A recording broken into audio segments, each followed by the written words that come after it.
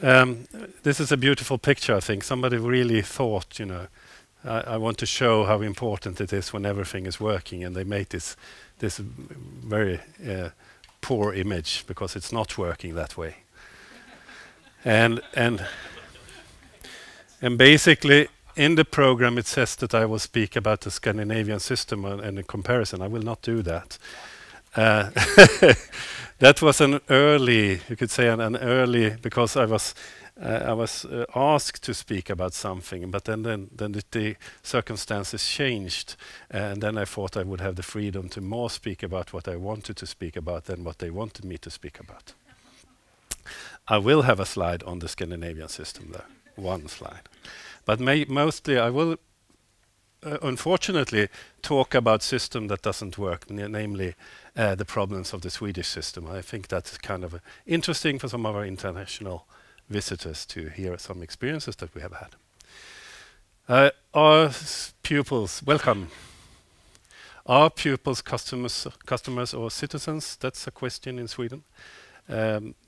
The next phrase, devolution of a school system, it's not my phrase. It's from an OECD report from 2014, and I could say, in contrast to my friend Svein, I will speak a bit. I will use PISA data extensively to show things that I think is problematic.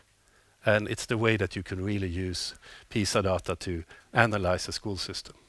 Who am I? I'm an independent author, mostly a consultant in school issues, school development issues. Work, among others, for the European Commission or European Union for the Director General in education, General Directorate in education. Also work as a researcher at Mälardalens högskola. I've written a couple of books in Swedish, reform, criticism, and then school development books. I was a part of the team that was producing that book for the Swedish National Agency for Education. Enough of that. Also, this one is coming out in 2 weeks. Maybe I could say that also, or 3 weeks. A Nordic model or a Scandinavian model. Largely in the world, there is a view that we have very similar systems in Scandinavia or in the Nordic countries. Something that gets people a bit, you know, when they read the Swedish crime authors, people abroad are really happy when they talk to Swedes about that. This model is a bit, I mean, things change, and they change very much over decades. Because the image that people have of the Nordic system is from the 70s. That's 40 years ago. So there's been huge changes. If we look into the educational system, I would say there are some huge differences among the Nordic countries. We have Finland with a strong emphasis on the public, comprehensive school, one school system for everybody. It's the school system that Sweden had back in the before 1990. Right? In Norway, we have also a state school, predominantly state school all over the country. It's very little free schools. But like in Oslo, we have a strong influence of new public management, of accountability, of teaching to the tests, etc. Very strong, that kind of reforms in a single municipality. So you have differences in Norway. Denmark is a bit different because there you have a huge free school sector and have had that for a long time, where no profits are allowed. The idea of having schools for driven, you know, where you can make profits out of it is out of the question in Denmark. Denmark is also interested because in the upper secondary you have a very strong emphasis on building. That is, schools should give other qualities than just what you are to be used in the labor market. There should be certain, you know, humanity, you know, certain democracy, etc. Values. There's a strong focus on that. And then you have Sweden. Sweden have a extreme. We have walked away from a social democratic welfare state and a centralized school system based on the idea that every kid should get the same education. We walked away from that, and so we have the most marketized school system in the world. It's much more a market than any other school system all around the globe. And that should surprise some people, and it does surprise international spectators. So we had a decentralization in 1990 where the power of the school system basically was left over to the municipalities. Not only what we call municipalization in Sweden, kommunaliseringen of the teacher profession and the school leaders, but it's also a range of other reforms that left the power over the school to the municipalities. A very strong decentralization. An American professor who was a part of the OECD team that came to Sweden, he said to I was one of a part of a group who met with that group. And the American professor, he leaned over the table and he said, I thought that some of our states had a world record in atomizing the school system, but you guys take the prize. That's the kind of decentralization. On top of that, and coupled to that, we had a deregulation of the school system, where the whole system of different rules that were deciding what you were allowed to do and not to do in the school system were very much of that regulation, that framework was taken away. And in a really kind of extreme new public management ideology, we strive for a goal or objectives, managing by objectives.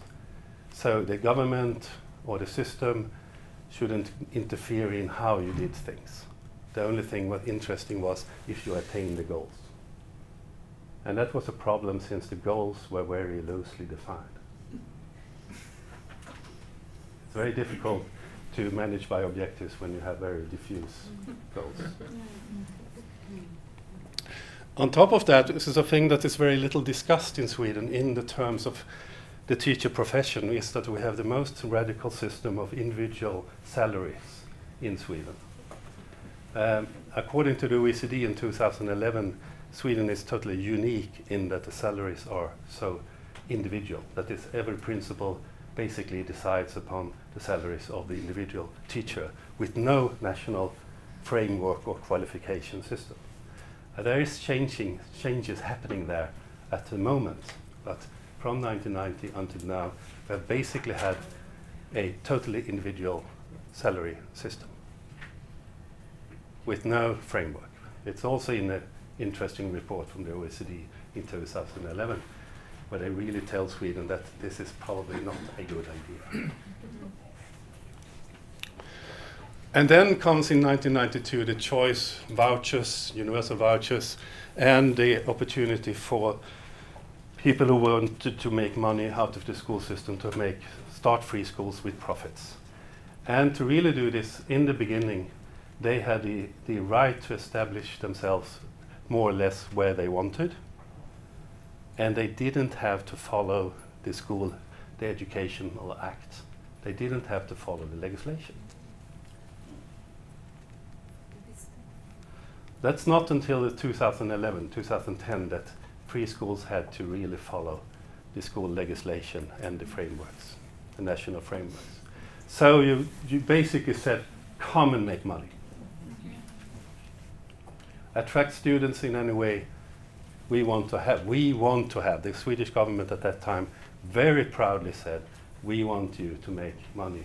We want to have establishment of profits driven companies.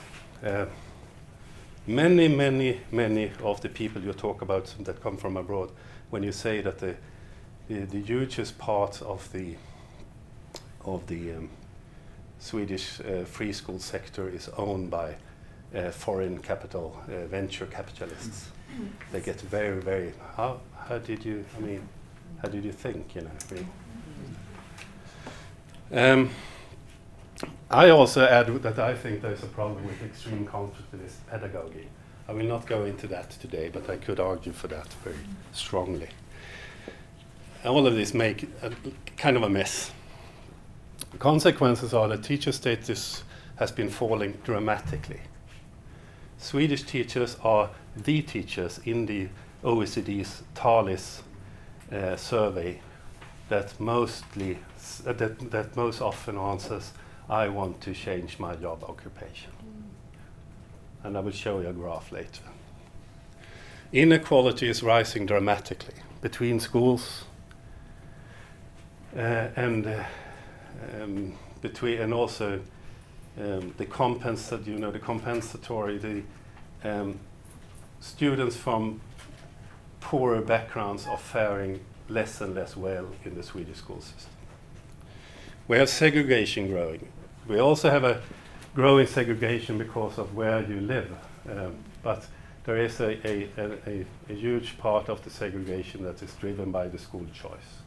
And that is just following the examples from the Netherlands, from the States, from New Zealand. Every country that where you have tried school choice, you will see segregation. The question is, do you want to handle it? Do you want to compensate for it in any way?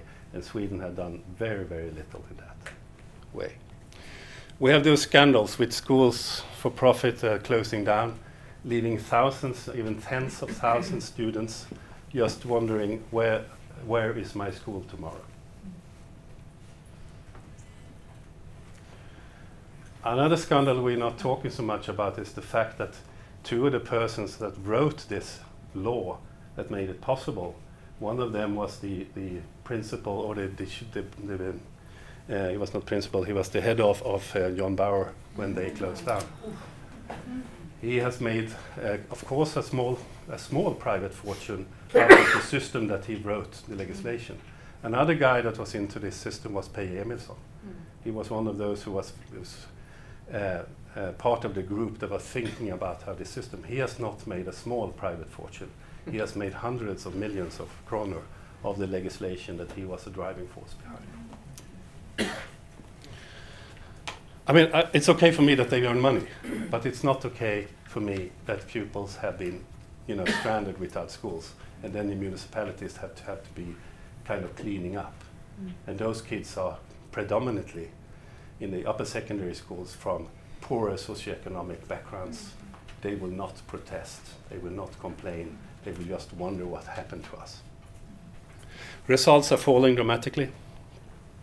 We have all these corrupting influences that comes out of that pupils are now assets on a market.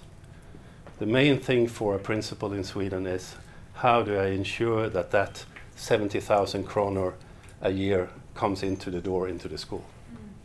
Because the voucher system works in some municipalities per day. That is the same day that the pupil walks out to another school, then you get less funding. The same day. Sometimes it's the same week. And for international guests, that's the only funding most schools in Sweden gets, is from a voucher. There is no long-term financing of schools whatsoever in most municipalities in Sweden. It's per capita basis. Right? So I did this, this is goes around in Facebook, in 1969, explain these bad grades to the boy, and then to the teachers, right? And in Sweden we'll take him to a better school. There's all kind of corrupting influences where parents can use their choice as a leverage on the school. There is, of course, all kind of corrupting influences on the grading system, on the national test system, since having good grades, having good results on the national test that the teachers themselves mark, is of course a way of marketing the schools to the parents. And there are really not very much checks on those systems. Just to illustrate this is the OECD results 2012. You see Finland in their heaven of PISA heaven. You have Denmark at the average, Norway a little bit below average, and you have Sweden down there. Another way to illustrate this is that Sweden's results are falling more than any other country in PISA through the years. In a way, I think that, well, okay, so what? This is not a competition, but if you analyze, if you go deeper into PISA, you will see how this distribution of high performers, or the whole distribution in this case in mathematics is going down. But the really problem is here that we now have 28% low performers in mathematics, and it's the same number in reading comprehension. And that basically means that of all those students that at 15 years age took the test, around 28–30% of them didn't really understand the questions. And hello, are we living in a democracy? Is it important to be able to read a newspaper, or is it not? Should we be concerned or not? And this is the importance of a test like PISA for Sweden, is that you can see here from the different, this is the different years of the test. And at that end we have the high performers. And you can see, as you would also see if you walk around in the Swedish school system, there's a lot of good schools. There's a lot of high performers. There are nearly as many high performers in the Swedish school system now as it was before. This is I mean, they are not the same amount, but the high performers are at the same level. But in the low performers, the big problem is that the low performers are performing much worse. Right? And this is talking about equality and equity in the school system. I promised you this on the teachers. On this, you have. I think that the teaching profession is valued in society, in my society, and there you have. All in all, I am satisfied with my job, and the Swedish position is as far down left that you can come. And I don't understand why this was not printed in black margins on our big newspapers, saying what have we done to the teacher profession, and how can we, maybe give them an apology, and how can we change this situation. But this, the whole Talis report is, was found on like page 6 with a small, nobody cared. The terrible thing about this is the connection between, for example, low performance in mathematics and teachers' perceived status. Because here we have teachers' perceived status, the same scale as the last picture. But on that you have the share of mathematics low performers in PISA.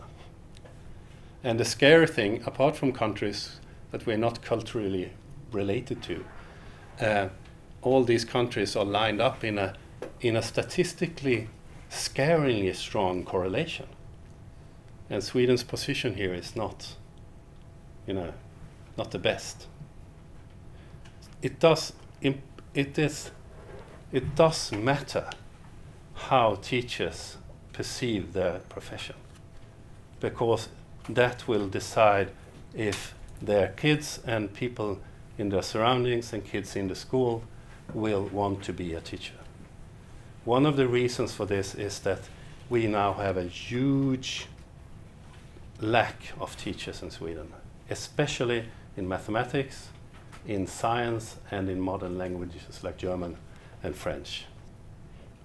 And the estimated deficiency in numbers of teachers in 5 years' time is somewhere above 80,000 teachers.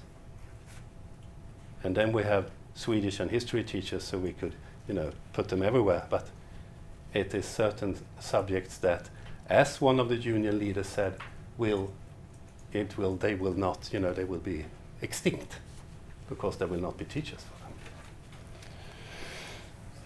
them. If we have a school choice, like in Netherlands, this is a graph from Talis, which shows, or from PISA, which shows, I guess it's PISA. Yes, it's PISA. It shows countries where more experienced teachers work in socio-economically more challenging schools. Like in Netherlands, you have a school choice, but you move resources so that you attract experienced teachers to the tougher schools. It's Talis. Sorry? It's not. It's Talis. Sorry. And in the other end, you have countries that doesn't do that. And if you go back to the Swedish self-image of our school system, we should be here, right? And in fact, we are there. We are not doing this. And this is an accelerating thing. Teachers are opting out because of resource allocation in the school system. This is just to show that this is in, sorry for it's in Swedish for those international guests, but these are if students have attained grades enough to go on into upper secondary, and depending on the parents' educational background. So highly educated parents, their kids have for a long time, they go on into upper secondary schools. Those with a upper secondary education, the parents have it, they are a little bit less. You see, this is a problematic in itself, because, I mean, only a few percent here is quite much. It's kids that will suffer. But lower educated parents, you see this is the development here. It's problematic. Just to show the segregation, this is a figure that shows that where does the free schools on the lower secondary and primary level attract, what kind of pupils, what kind of background do they have? So this is socioeconomical deciles, and these are the richer, well-educated parents. So what you can see is that the free school system at that level are skimming the cream of the system. And free schools in Sweden generally have higher results than the municipality schools. If you take these differences in backgrounds in account, the difference disappears. Then they are comparable. I'll have asked questions in the... Jag förstår inte decil. Decil tiondel helt enkelt. And when you look at that, you also have to understand that school segregation is not only between municipality schools and free schools. Like where I live in a suburb of Uppsala, university town north of Stockholm, the segregation is as strong towards certain municipality schools, because the driving force is not towards free schools. The driving force is to get away from those other guys, from those more black-skinned immigrant schools. That's the central driving force. Also a very, very problematic driving force to have if we want to have a democratic society. So certain children in Sweden are avoided by the system because we don't move resources strategically to the schools that are needed. Okay?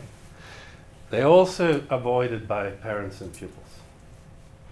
And there's a lot of information and studies that shows this. And they're also avoided by the teachers. And what kind of society, how do we think about democracy when we create a system like with these kind of driving forces? And I think this is a warning tale for many countries, actually. I think it's very interesting then that OECD came to Sweden by invitation from the government, the right-wing government that we had before.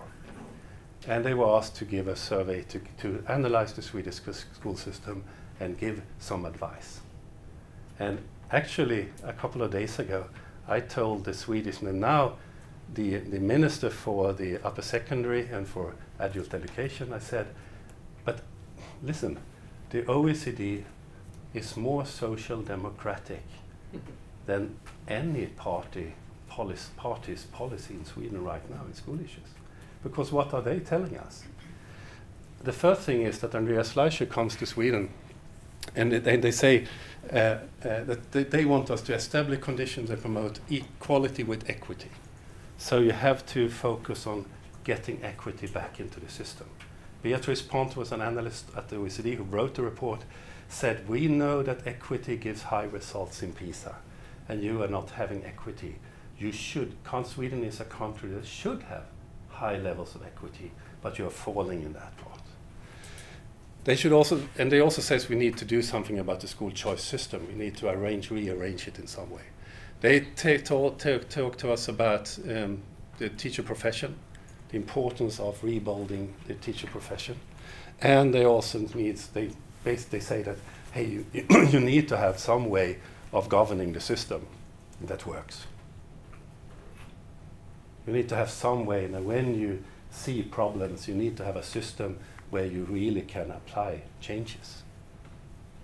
Because we don't have at this moment. It's floating around in a way. And they say across the world, Sweden was once seen by many as a model for high quality education. And it possesses many of the ingredients to become that again. And as a Swede, I feel very sad that we dismantled a at least working system so that we now get this kind of advice from an economical associate, for international organization. And really, Andreas Schleicher, when he came to Sweden, he said, like, this is what he said. He's like, he's not a statistician here. He expresses his feelings. Sweden's school system has lost its soul. And I think we need to have a soul.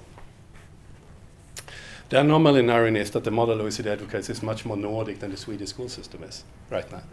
That many countries are trying to build school system right now, because that's also interesting. You see, all over the world, people are wondering about how can you build a system with quality and equity.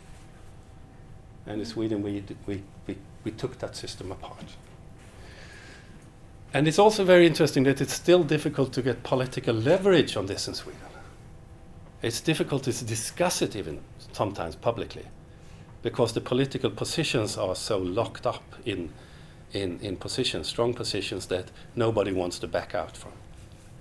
Even though there is strong support among people in the population, for example, for not having profits in the school sector. There's a strong majority of Swedish voters that have that kind of opinions, but they are not visible in the higher political levels. And how come? I think one thing is that when you start along this road, I'll just give this reference, I will not go through this image, but when you start on this road of marketization, there are certain logics that, that clicks in.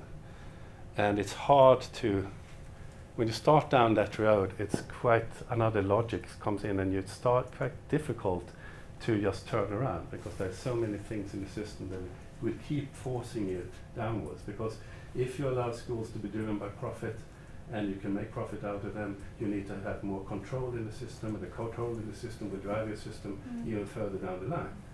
And you will have all that kind of there's interesting research on that, been done in Germany, with Sweden as an example.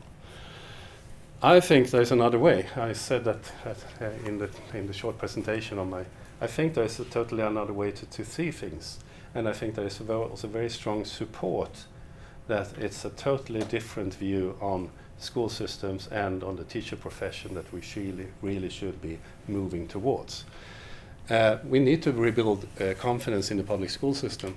We need to change the financing system of schools. We need to have a strong governmental, socio-economical finance resourcing of schools in the country. We need to rebuild the profession. When you see my points, they look like the OECD. I think they really made a good analysis. Yeah. But this is a difficult path once one has started walking down this marketization. And one reason is and I will give an example from a study from the USA. I think you should read that.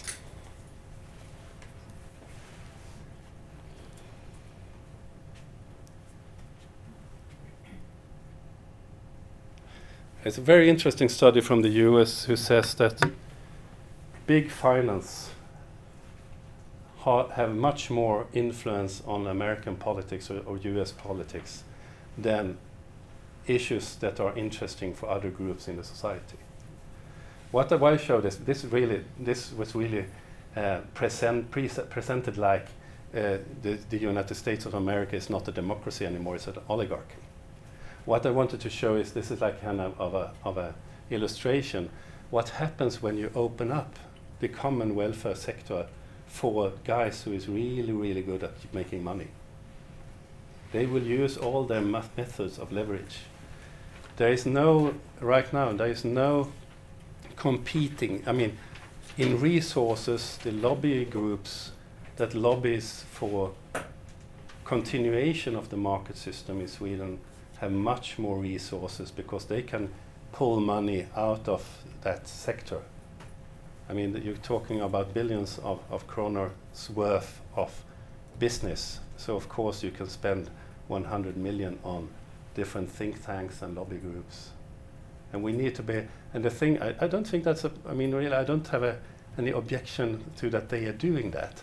What I have an objection to is that the Swedish system is so naive that politicians are not aware, and we don't seem to be aware of the situation that school is now a market and is treated as a market by those ones involved.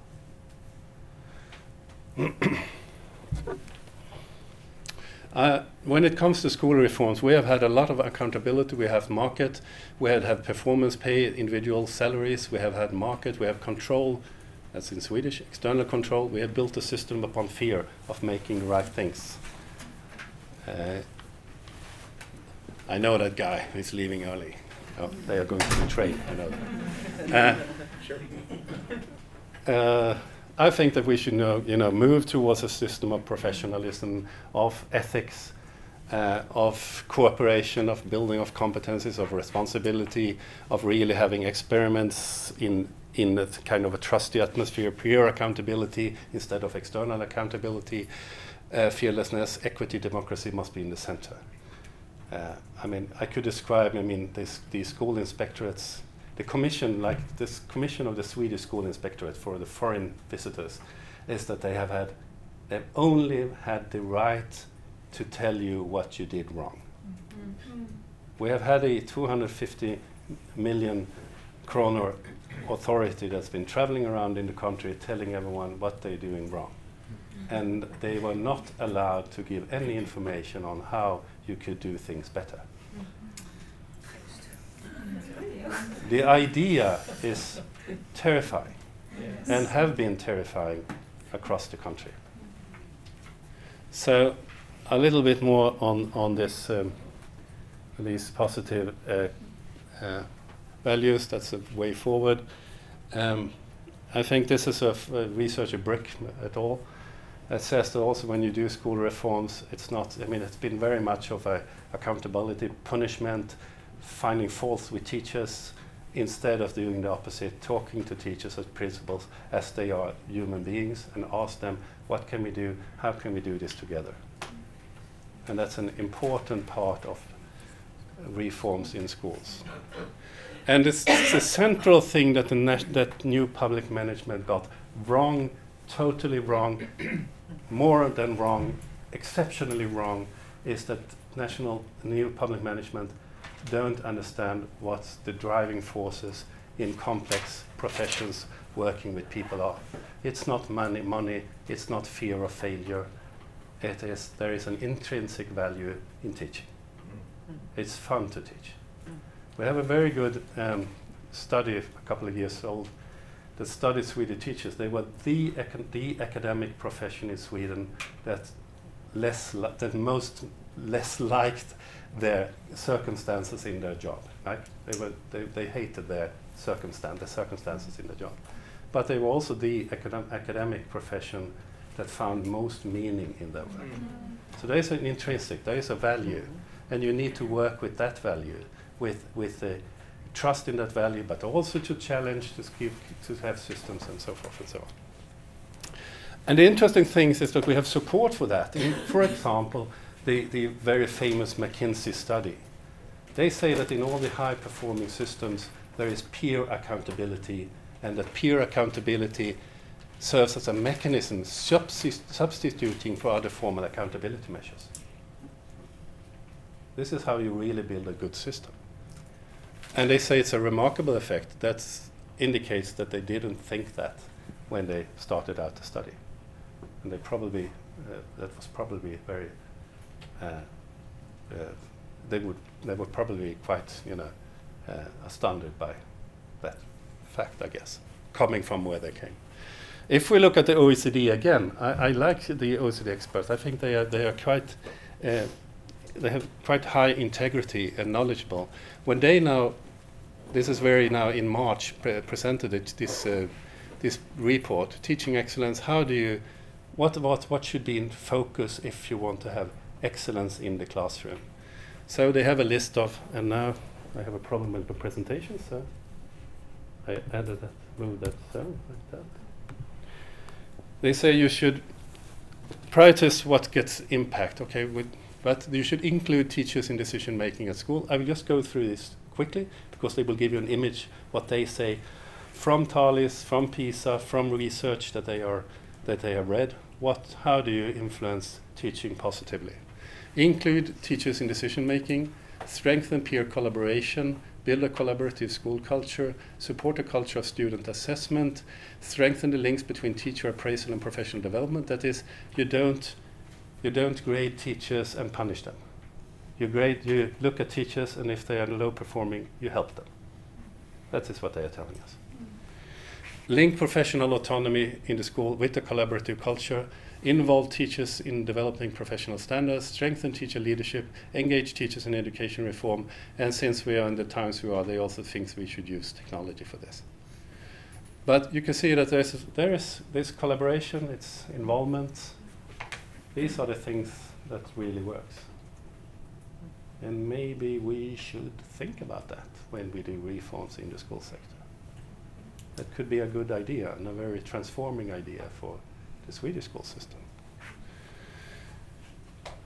We know a lot about professional development. This is from the Handbook of Professional Development Education. We know that it should be instructive, reflective, active, collaborative, substantive. We need to build systems. If we want to develop the teacher profession, we need to make time for that. We need to have systems for that. We need to have permanent structures for trying out different ideas in the classroom, talking with your colleagues about that, going back to the classroom, trying and reading some theory, and so forth and so on. And Brick et al., I really like this image that they have in their book. They are talking about a paradigm shift in school reforms. They are talking out from the US situation, but it's very comparable to Sweden in some cases. So instead of big reforms that we throw out, try to bang into the heads of teachers that are sitting, trying to avoid the reforms and thinking this too shall pass, eventually. Instead, we need to engage teachers in the school system, trying out things in the classroom, build systems for that, and build reforms from the downwards up through collaboration among teachers. I think it's a brilliant book. Brick et al., Learning to Improve, how America's schools can get better at getting better. So I think about this kind of a revolution needs to be done.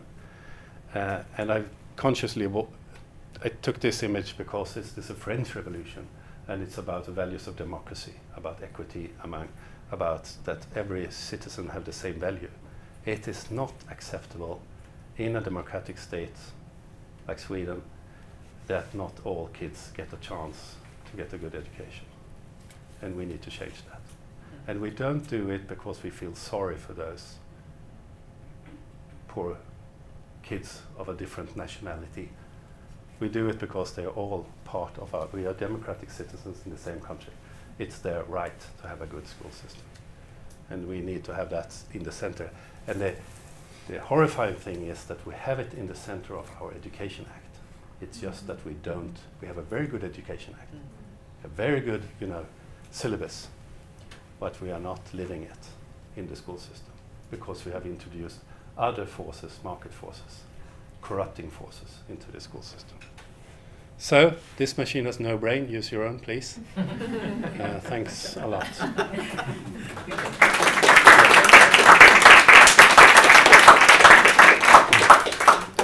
Let's check the time. I don't know how much time I really have. 6 minutes. I've got 6 minutes. Thank you. If you wish. Questions? Maria? How hard do you think it is to change? It's not hard. It was easy to... No, it's not hard to change. I think it's really easy to change, but you need to have the will to change. The difficult thing is to use a crisis for a good purpose. But the thing is that it's difficult because you have to engage. Politicians must want to change. They must have some idea of change, and they need to also to make wise decisions. And how do we construct a system that can do that? One of the things that the OECD really says, but in the do you say undertext in English? Like in the hidden meaning, subtext. The subtext is: can we do it with this very decentralized system that we have? Is there any way that we really can, are we capable of decision making that can influence the whole system? No, I was thinking to change such a system, isn't it like people think everyone think they're gaining on the free school choice, and then we have measures of influence such as handing out computers, and we're working with commercials and whatever. And since this is a democracy, isn't it difficult to get these points across? I'm gaining on this, and I'm getting a computer, and yes, if you see it tell people you are not allowed to choose anymore. It's a bit politically difficult. Yeah. But we should be able to discuss: do we have a free school? We are talking about, as a Swedish, we're talking about the free school choice, but it's not a free school choice for every student. We need to problematize. How does it really look like? And in fact, we have 3 choice systems. We have one choice system for municipality schools in the primary and lower secondary. We have one school choice system for the free schools in that range, and then we have another school choice system for upper secondary. We have 3 school choice systems in Sweden. We need to have a more elaborated discussion about that. The interesting thing is that politicians always tells me that you can't discuss choice. But when I talk choice with people, with parents, with people high up in the educational system, low way in the educational system, they are very concerned about the consequences of the choice system. I don't think it's such a difficult question to discuss as politicians think it is. As I am a politician. Yeah, I know. And we unfortunately, politicians are humans as everybody else. And your books has come, and the OECD report. So a lot has happened the last 1.5 years. We got a new government. It's quite weak government, but still has put a school commission into reality. And I am in the reference group from the Green Party, and the purpose is to come to do a broad agreement that what will be the school system in the future of Sweden. And I think everybody, it's the free schools is a bit hard. Otherwise, it's a lot of consensus about the steps and the collaborative working with teachers and the status and so on. Yes, so I can't really. Yeah, I know there's a hope, there's a change, but I can't really comment that on the reason. I know some people in the school commission, but they are not telling me what they are doing. Okay. So we don't know. That's a secret. Yeah. Spain first, and then. Yeah. It's actually quite saddening to hear this story about the decline of the Swedish school, which we tried so much to copy also in other Nordic countries, and we did it also in Norway.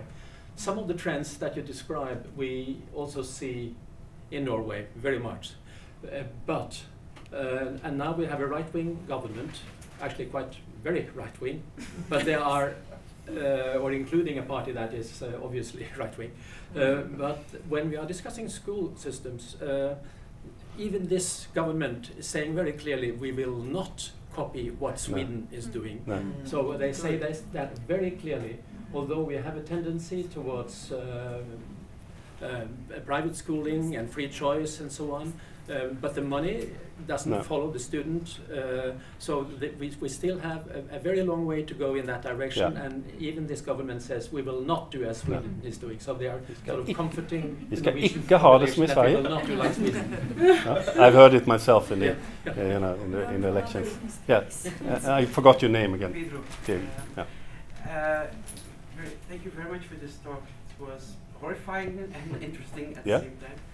And I want to make it a bit more depressing, I'm afraid, because many of the problems you just described, and think about impossible to find teachers of mathematics, for instance, are also present, to a certain extent in most countries. Yes, in most of Europe, but not as much as in No, Sweden. I don't. But yeah, no. So even if you change, and this, I think this will be the biggest challenge, even if you change the system, the best thing you'll get is less worse. Yeah, in some extent, yeah.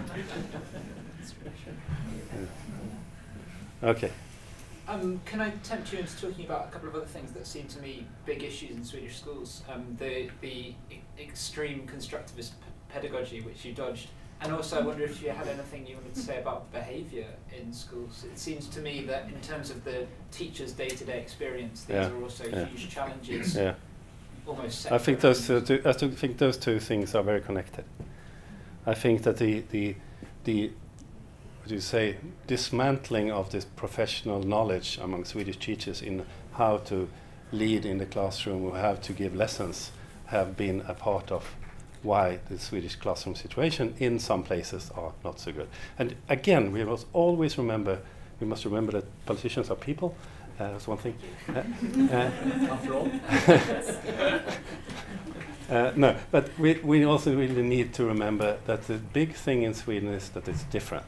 So if you go out in the school system in Sweden, you will find wonderful,